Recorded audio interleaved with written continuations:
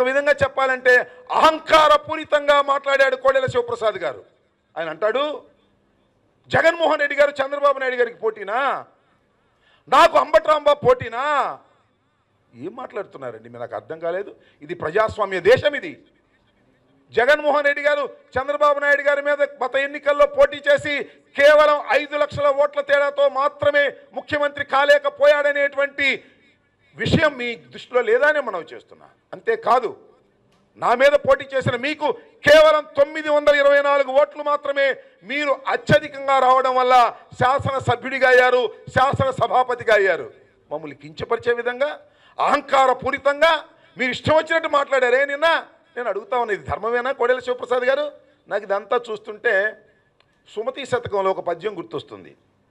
బలవంతుడ నాకేమని పలువురతో నిగ్రహించి పలుకుటమేలా, బలవంతమైన సర్పము చలిచీమల చేత చిక్కి చావగ సుమతి. బలవంతునని విర్రవీగితే అతి బలమైనటువంటి పాము కూడా, సర్పం కూడా చలిచీమల చేత చిక్కి చావగ సుమతి అనేటువంటి సుమతి శతకం పద్యం నీకే రాసినట్టుగా నాకు అనిపిస్తుంది. నువ్వేదో బలవంతుడని, నీ మీద ఎవరు పోటీ చేయకూడదని మాట్లాడుతున్నావే. రేపు 23వ తారీఖున బ్యాలెట్లోని విషయాలు బయటకు వచ్చిన రోజున తెలుస్తుందని మనవి చేస్తున్నా. ఇవాళ చెప్తున్నారు ఇవాళ కోడెల శివప్రసాద్ గారు, ఇనిమెట్ల గ్రామంలో తన మీద దాడి జరిగిందట.